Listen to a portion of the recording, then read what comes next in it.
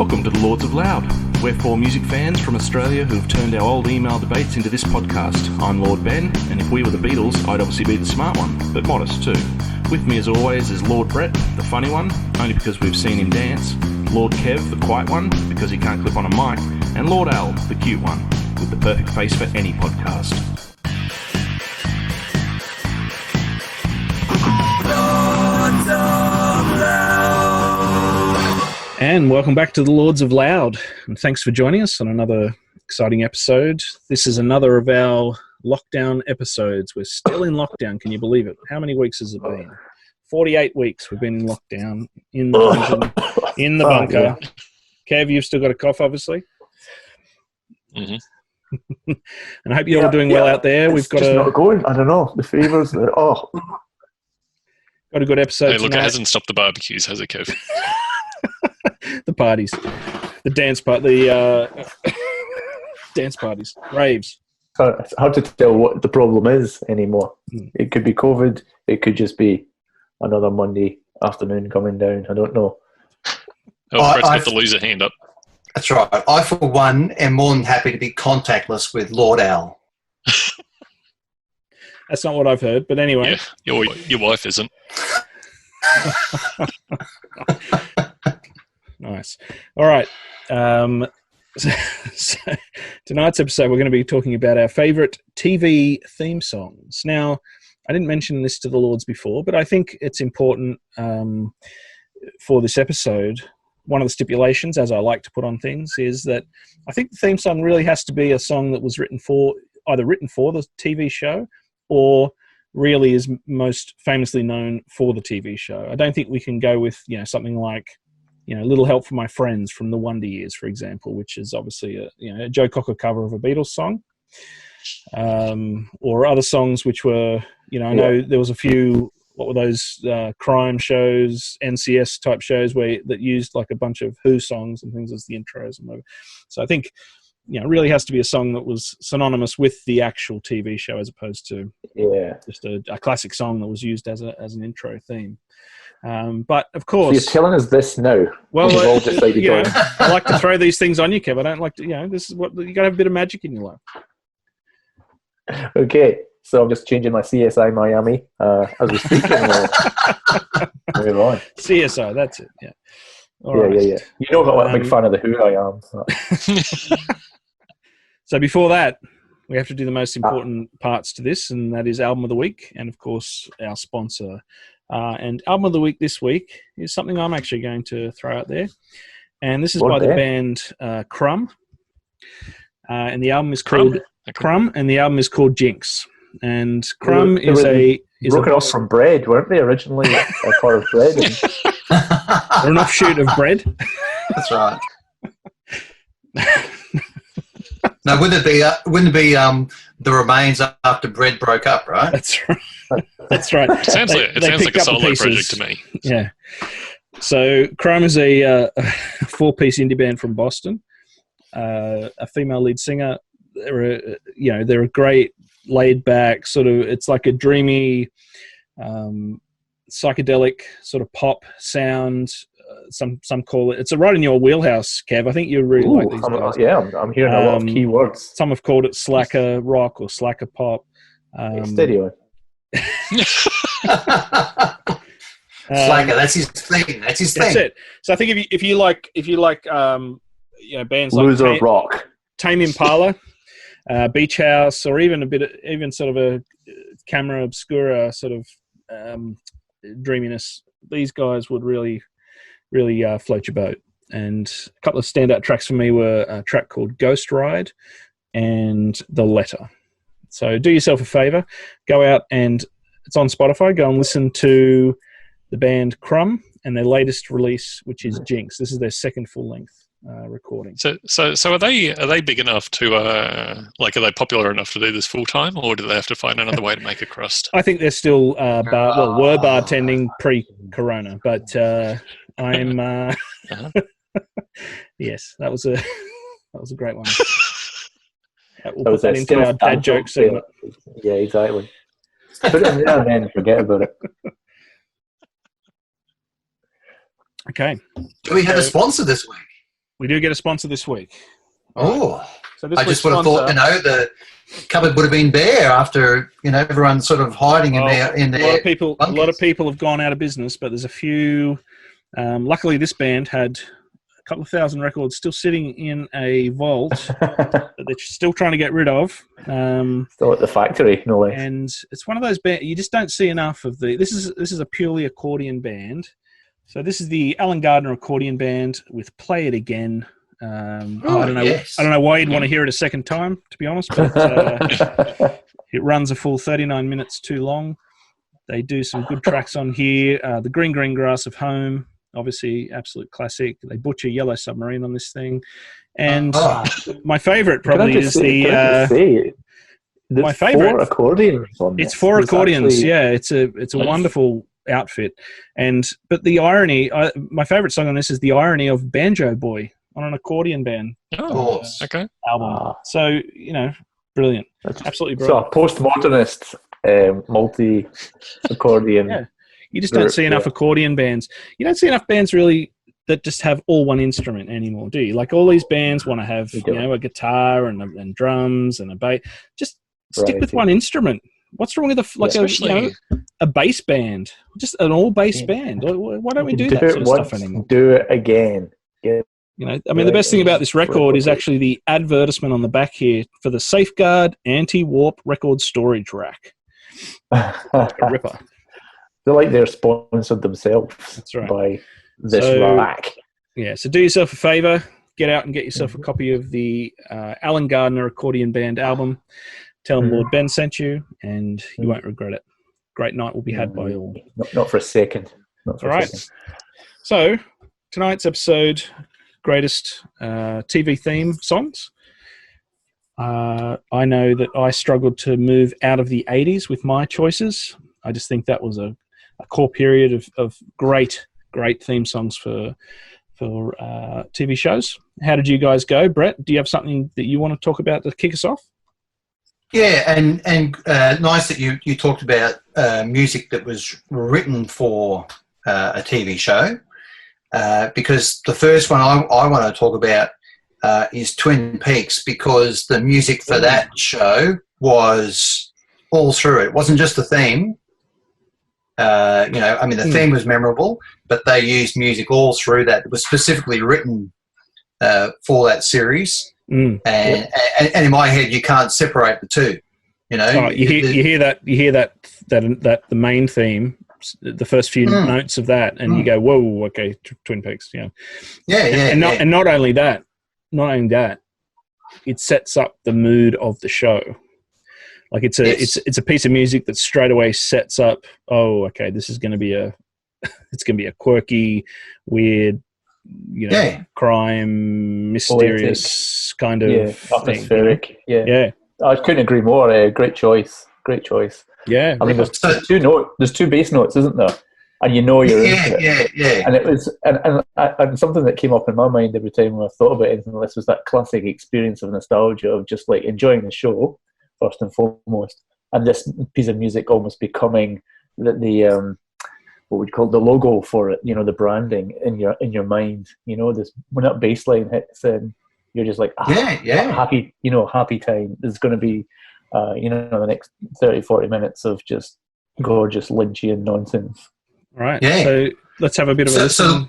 So the one I've chosen is one of the many themes. So yes, there is the signature Twin Peaks, but if you want to have a listen to what I've chosen, it's one of those sexy, weird sort of dance songs. So everyone have a listen to that. I'm playing it. Sexy, weird dance, because I don't want to set Alan off, and we're all looking on camera. Saying it's not the main theme, so you've broken the thing already. Is that what you're saying, Brett? First one in. Broken the rule already. Straight off. But that's okay. All right. Have a listen. Let's have a listen.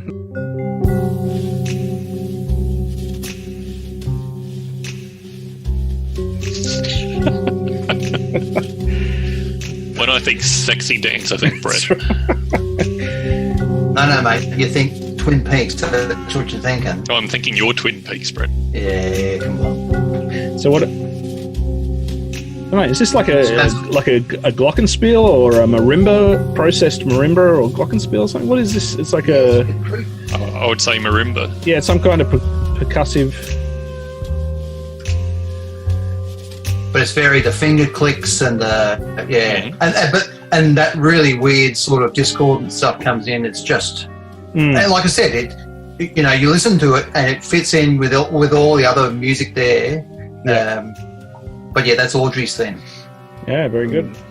And it's got that sort of noir detective thing as well. Yeah. It sounds like it's meant to, a detective story. And so that was, correct me if I'm wrong, that was that early 90s or was it late 80s? Early 90s. Early 90s. I would say. Yeah. Very good. Okay. Good one to kick us off. And yeah, I think despite the fact that that's not the actual theme song, I mean, yeah. I think if we can all imagine the actual theme song, it still fits the criteria and is actually one of the great theme songs from a TV show. So I think by default, if you can forget that Brett's got it completely wrong, then yes, well done, Brett. That's right. If you can forget he completely missed the brief, I think by default we can probably, by association, we can give it to him based on the original theme song. For that. 2 points. Well done, Brett. Yes. You missed the brief, but you put in a great result. He gets a point. He gets a point for naming a great show, and misses the point for the actual. It's like he's a designer or something. He's a creative designer type who's been given a brief, but just goes for it anyway. Just goes outside of it. Yeah. What we really want is a kind of an Apple theme. Fuck what the client wants is what he's basically gone for. Yeah. I like how it's Kev throwing shade on me brief. I mean, this guy has completely missed every brief ever. But no, I'm happy to take that from Kev. Yeah, but I'm looking forward to Kev hitting the brief tonight. It could be the first one. I've still got this. I've got this bottle of 50-year-old port here. I want to open for Kev hitting the brief. So let's hope he hits it. Confused and confronted. By the way, I am not a brief messer. I hit brief. For an editor, you don't even read the brief. You're an interpreter. An interpreter. A reinterpreter. I guess I edit. Here's the brief. I'll just change it a bit. Lord Al, what have you got for us? All right. Well, this one is the theme from BoJack Horseman, which is a current show from starting 2014, but it's about a character from the 90s. So this one was written by a guy from the Black Keys, Patrick Carney, and his uncle. And have a listen. Okay.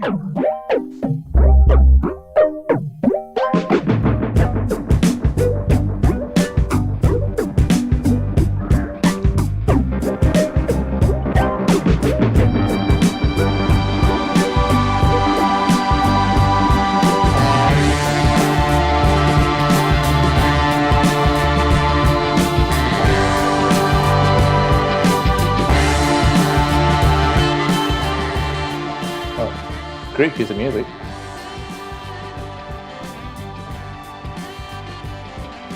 Yeah, it's got a nice jazzy influence over sort of a synthy bass. I can see it's got that Black Keysy feel to it. Yeah, it's quite nice, and it's trying to use some of those more traditional instrumentation. Yeah, so it was like I got introduced to the show when I was at the gym on the treadmill, and so that was probably the only entertaining way I could manage to last on the treadmill is if I watch a couple of episodes of BoJack. So you're at the gym. Oh, here we go. Apologies to our listeners who are now visualising Lord Al at the gym. We're trying to piece it together. It's funny that it's called BoJack because I'm pretty jacked. So, trying to work out Alan at the gym. Okay, and a horse. Well, I got a big nose. Who's introducing this to you? Some friendly, buff guy in some shorts. Just, I've been watching your... He's like, you want to get BoJack? Style. Yeah.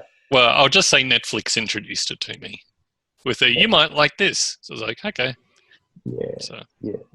So anyway, this guy was spotting you at the gym, right? This guy was spotting you at the gym?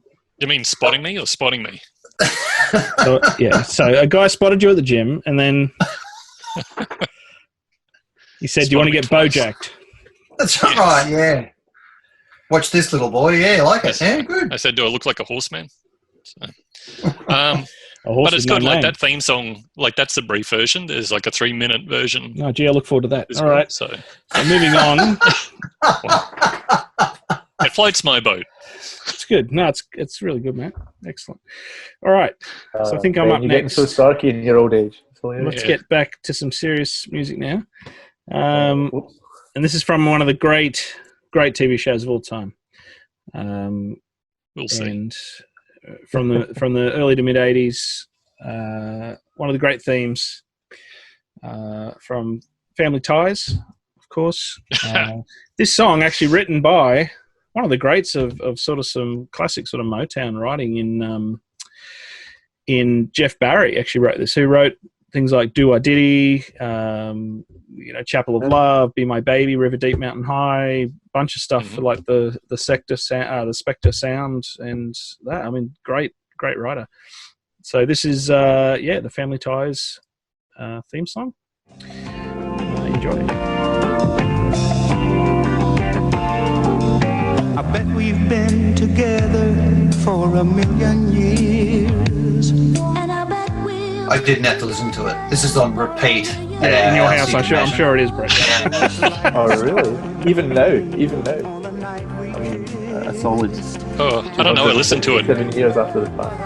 I listened to it. My insulin levels are all out of whack now. It's just so sugary. It's just brilliant. Great theme song. It's a great show as well, with little Michael J. Fox in there doing his thing early doors. I mean, is that a case for a great theme tune that the TV show escalates what's a pretty average, ropey, shite house, party, flat, The song fits the show perfectly. It sets it up. You just want to be part of that family. Yeah. Brilliant. Anyway. That's right. But it's got those high crescendo notes, which means that, at some point when, my family of girls are singing along, they just never hit those notes. And it just, yeah. Talk about grading. Yeah. Oof. Fantastic. As soon as I said that we were doing theme tunes, that was the first one that she suggested. It's a great song. It's a great sitcom song. So yeah, well, fantastic. All right. So my turn. This is just wanted to give you something from my past. The best theme tune ever in my TV watching career, and that was the iconic Top of the Pops, which was UK's countdown, if you like. It was Thursday night. It's 7:00. It's Top of the Pops. Mm-hmm. The world stopped for that 60% of UK kids that love everybody music. Who's anybody has performed on Top of the Pops.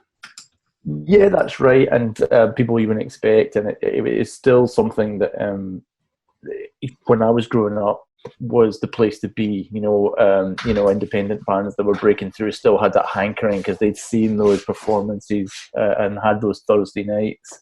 So this is a version of the theme tune from 1986 when things got pretty epic. It was a version of a different theme tune that had been around for a while. There's a guy called Paul Hardcastle that did it, and if you give it a listen, he had a couple of hits though, didn't he? As a solo, a couple of hits. Well. Yeah. 19 was his big one. Yes, that's right. 19. So give it a listen and see what you think.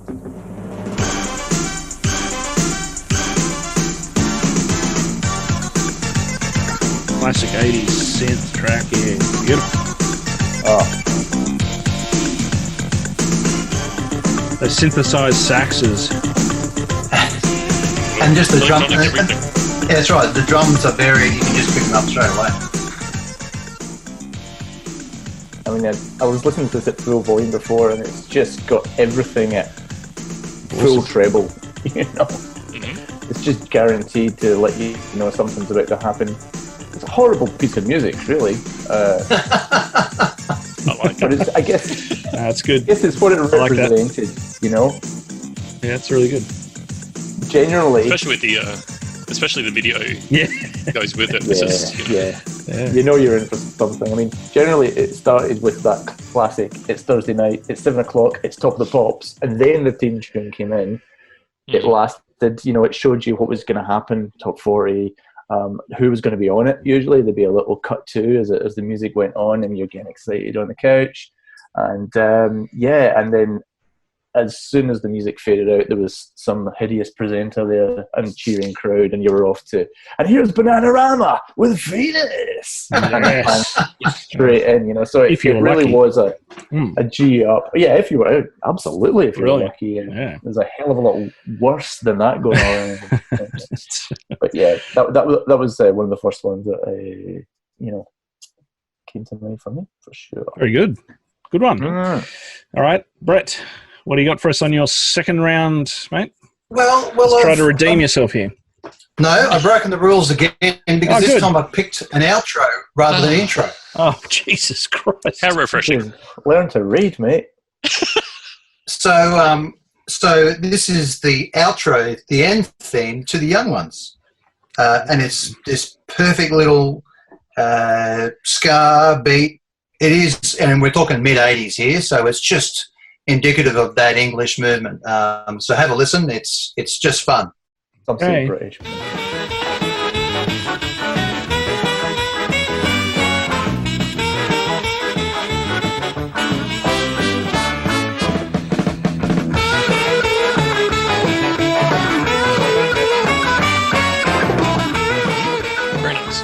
There you go. It's got a little bit of cello in there, but it's got that lovely ska sax beat through it. Of all the theme music for all TV shows, that came up as your number. That came up as your number 2. That's awesome. Wow. I think number 2 is very appropriate. I like it. I like it because it's the third song that we've heard so far that has saxophone. There you go. Is that your 80s? You reckon that's the 80s influence? No. I just think it's. I think maybe there's a theme there.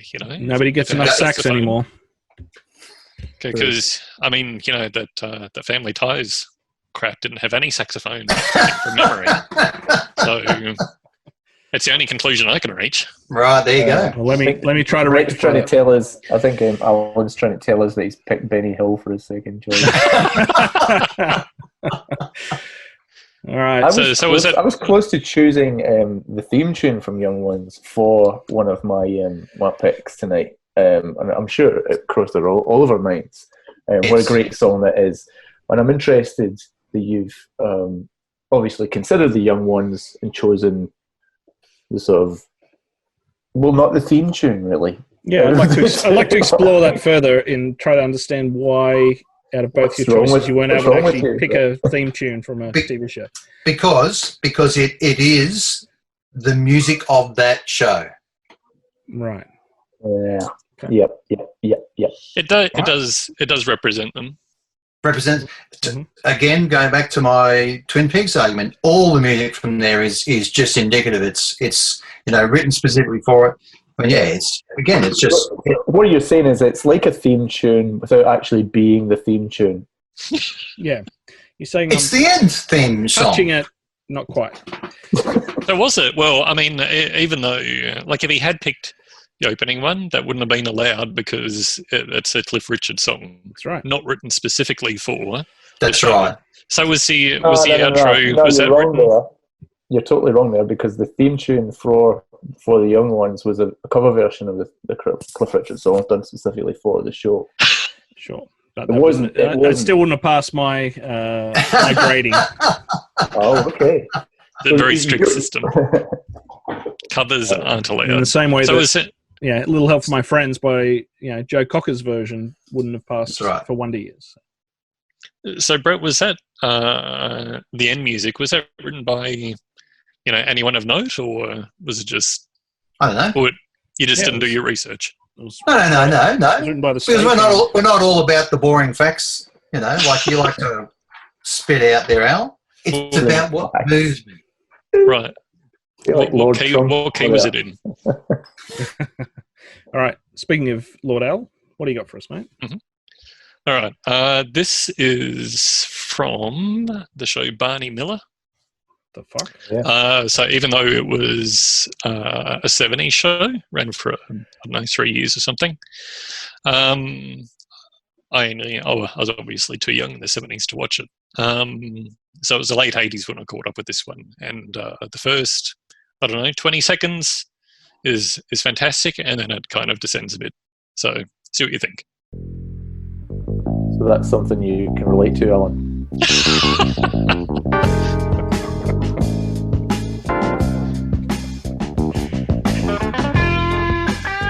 I think it's a phenomenal bass line that you're relating to be honest with you. It's only because it's a bass intro. I'm surprised you didn't pick Seinfeld. Wow. That is just... There's more bass in that than anything I've ever heard in my life. Sounds like 70s porn music. That's why you've picked it. And then the brass section. Yeah, which is okay, but I would have preferred if they just kept that whole where do you first go 20. with that, Alan? Where do you go? I mean, I should have stipulated it needed terrified lyrics at least. This is crazy. No. Now that it is a theme. Like it was funny. At least it's a theme tune. It is. It's, yes. You're close. You're close. Yeah, it's good. Like when could have played the music they play at the end of the show. Just one note on the bass. Well, when they're actually in the studio recording that, I think it was either the engineer or producer or somebody in the studio said, "Look, this show is about a cop in New York. I want something different from the intro. Just give me some bass by itself." And so we did. And then, the rest of the song came in. But anyway, the two guys that wrote that, Alan Ferguson and Jack Elliott. The rest of it is not history. The guys who wrote it, they also did, in the 70s, they did Charlie's Angels and Starsky and Hutch. And I was just saying, Starsky and Hutch is of that same sort of ilk where it's... But seriously, for a cop crime show, and you choose this. Yeah, for a cop crime show, this has got to be the lightest, gayest production of a song. No, seriously, and I use the term gayest in it's not in the lighthearted, in a lighthearted sense. Like it's got to be. Well, that's the thing. It was a comedy, so it was a comedy cop show. So I can't remember if the comedy was any good, but I still love that bass line. All right. Wow. Very good. I was this close to choosing Starsky and Hutch as well. I can't believe it. But maybe we need to do a cop themed show because right. The Sweeney. I mean, all those they've really got that nice. Oh yeah. The Rockford Files. I mean, yeah, they're all very good. Yeah, all apart from the Rockford Files. Oh, I love Hill Street Blues songs. 21 Jump Street. See that had a great song. All right. So let's try to bring it back to back to the brief. So this is a great theme song that actually has lyrics and sets up the song in the style of the show, and it's an earworm that everybody knows. And this is the Happy Days theme. So enjoy this. Wow. Sunday, Monday, happy days. Tuesday, Wednesday, happy days. Thursday, Friday, happy days. The weekend comes, my cycle hums. Ready to race to you. These days are on. Was this written for it? Do we know that? Have you? Let's not get picky now. Let's not get. Oh, sorry. Yeah. Sorry. What was this, Brett? I said, was that written for it? It was written. Yeah, it was written for the show. Yes. Yep. Okay. Yeah, it was written in '74. And the best part is it's the opening and closing credits. Yeah, I mean, come on. Trifecta. You don't get a theme better than that fits the show. That's a ripper. It's incredible. I mean, and again, talk about cultural phenomenon. I mean, that was gather around the couch. Everyone's had a hard week. Yep. Here comes the phones to make it. It's just a feel good show that everyone could get behind. There's not many of those left anymore. Yeah, would have been a pretty. Eyes would make you weep. Would have been a tough brief though, right? Because the first season they played Rock Around the Clock, so I can imagine ringing the guy up and saying, "Okay, we need a song that's indicative of the era, and we want to replace Rock Around the Clock with it." Yeah, well, this spawned off the American Graffiti movie by George Lucas. This whole Happy Days show. It was spawned from that movie, and to the point where it actually has Richie Cunningham as as Ron Howard as one of the characters. So, so there was a 50s revival, in that mid to late 70s period, and they took full advantage of it and created this show, which went on to be one of the most endearing shows of that era. And great theme song. Until it jumped the shark. Until it literally jumped the shark, and that's where we get the term "jump the shark" from. When Fonzie literally jumped a shark on skis in one of the very later episodes. That's right, and that's where the term comes from, which is incredible. Wow, I feel like I've just got smarter. That's like so much that I didn't know about that. That's great. It wasn't one of the first appearances of Mork from Ork. Did he turn up in one of the episodes? Well, that was that was another one of the jumping the shark. Everyone knows that. This show spawned Laverne and Shirley, which went on. It was Laverne and Shirley, which went on to show the character Mork, and then it became Mork and Mindy. So it was like it spawned several sort of offshoots, and in one episode there was a tiny, tiny, grumpy baby that grew up to be Larry David from Kirby and Enthusiasm. Absolutely incredible. All right, Kev, what's your next one? I can't remember. I'm going to give you a bit of an intro to this one, an intro to the intro, if you like. Has it got music? Has it got music? Oh my god! Your intro. It's a spoken intro, Al. Okay. But so you're breaking the rules. It should have your intro should have a musical background. You've got lyrics, which is good. It makes Ben happy, but we also need some instrumentation. All right, let's keep it clean, Alan. Come on, it has to be musical. It has to support the show. We've all had a long week. My intro to the intro is spoken. All right, I'm not. Okay. But that's what I'm saying. Where's the instrumentation? Can we at least have light jazz in the background? You could make it like, I'm going to get an accordion and shove it up your arse in a minute. That's musical. Wait till you hear the music. This is performing a sexy dance while having an accordion shoved up your arse.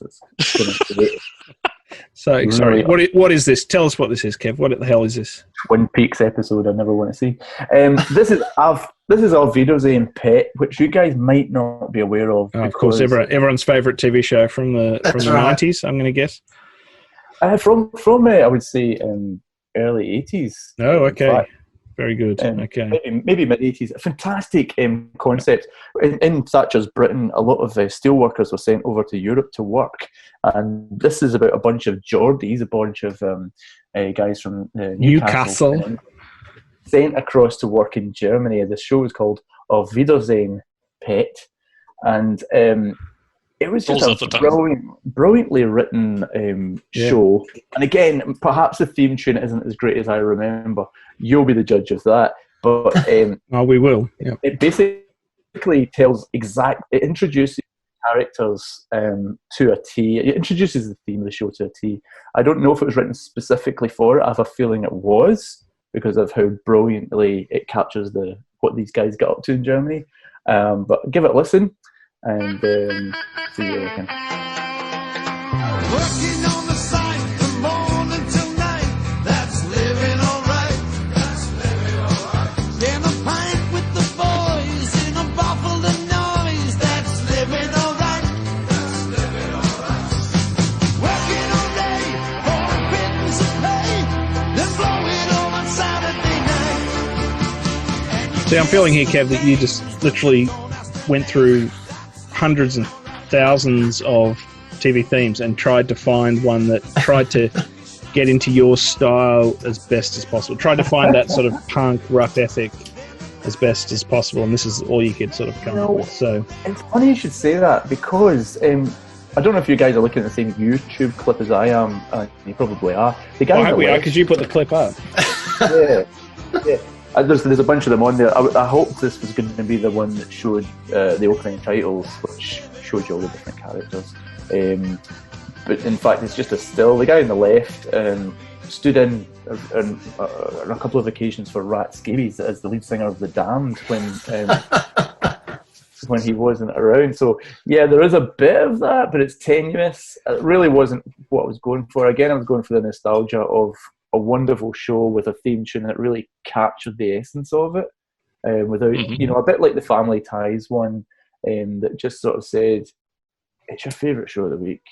Ultimately that's what it said. And I actually do get that from the music. Like, it does feel like it sets up, these are all some lads who are about to go out and have to work against their will in some shoddy environment and have a few laughs along the way and whatever. So it's all rough around. Have a few beers at the end of the day. Yeah. No. And it would be hard. You'd be hard pressed to find anyone of my genre for the UK that wouldn't be able to sing that almost word for word. Mm-hmm. So hopefully there's a couple of people in the UK audience who actually have heard of this show, because certainly nobody over here or in the US has. So it does remind me, and I wonder if it's the inspiration for the pretend show that was in Extras, the TV series, Ricky Gervais. When the whistle blows, like their intro was kind of very, very similar. Could have been a few wacky characters and a theme song that you could sing along with, without hitting the high notes. Yeah, definitely. Yeah. Very good. All right. Well, that's a couple each. I think we might sort of wrap it up there, but let's go round. I know it took me, I reckon this is a part one, because I've got like a million great songs that I wanted to play, but let's maybe go around the table and just say a couple that we didn't get to play tonight, maybe on a future episode, or other the also rans of the ones we could have chosen tonight. So Brett, do you have a couple that you think close? I think keep it. I think keep it in. Keep it in. Don't share it. Don't share it. Be a special surprise. Oh God! Well, that's great for the audience, Al. That's radio silence for the next 5 minutes. Yeah. I'll just sit here looking at each other saying. Okay, let me do it this way then. I had a couple that I had some that I picked for you, Al. I thought you for sure would have the Muppets theme up there. Okay. Yeah. Well, I mean, maybe that was on my list for next time. So thanks for taking that away, Ben. So I've blown it because you are a Muppet.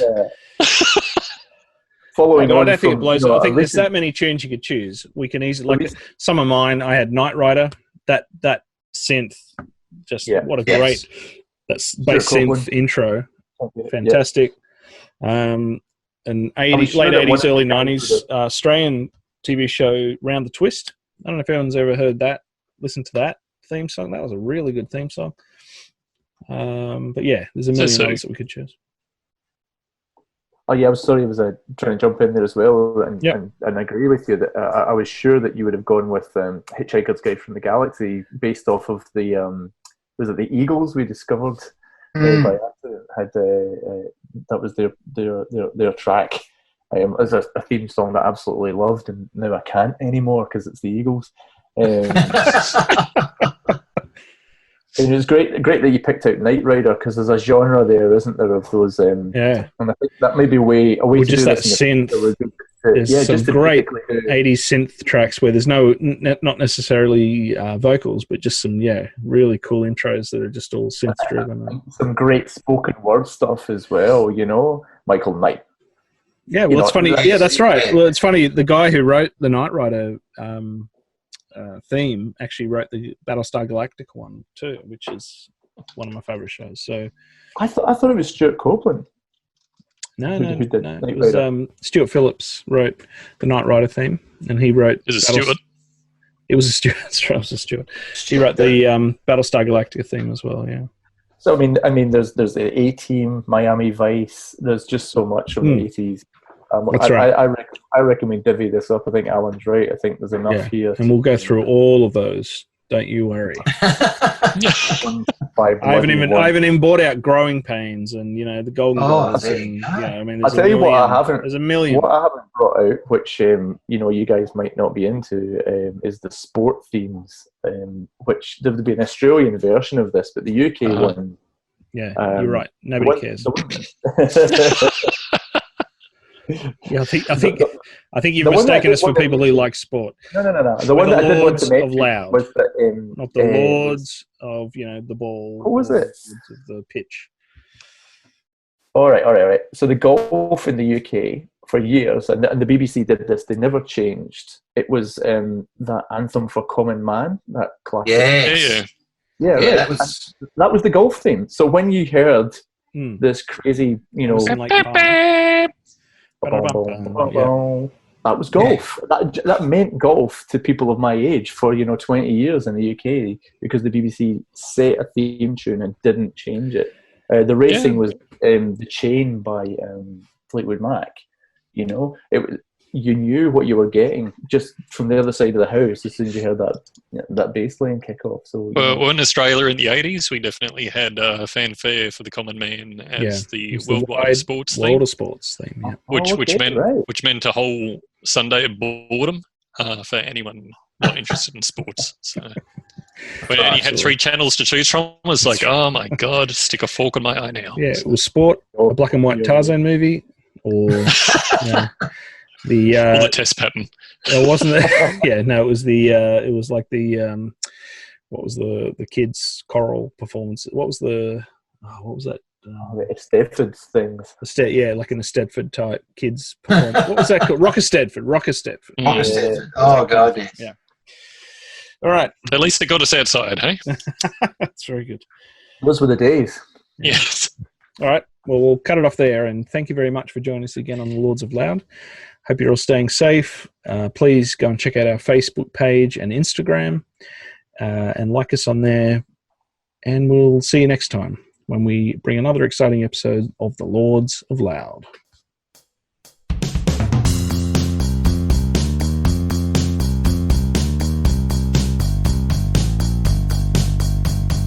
And don't forget to check out our website, lordsofloud.com. And also find us on Instagram and Facebook, both at Lords of Loud. Thanks for listening.